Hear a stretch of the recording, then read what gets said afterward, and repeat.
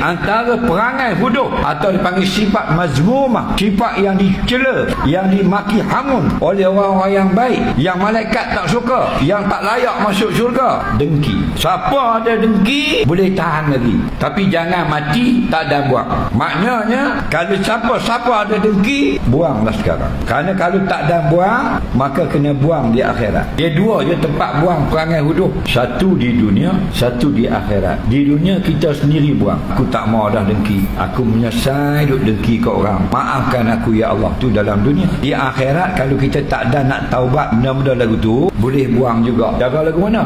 Rendam dalam api neraka. Tu yang masuk neraka orang Islam bukan kerana Allah nak azab dia, tapi nak bagi bersih. Kerana Allah buat syurga untuk orang Islam, Allah buat neraka untuk orang kafir. Kenapa ada juga orang Islam masuk neraka? Kerana kotor. Apa kotor? Ayam, beg kucing. Kan? Sifat mazmumah. Ada hasad dengki, ada riak, ada ujub, ada sombong dan sebagainya. Benda-benda lagu tu kalau ada tak boleh masuk syurga.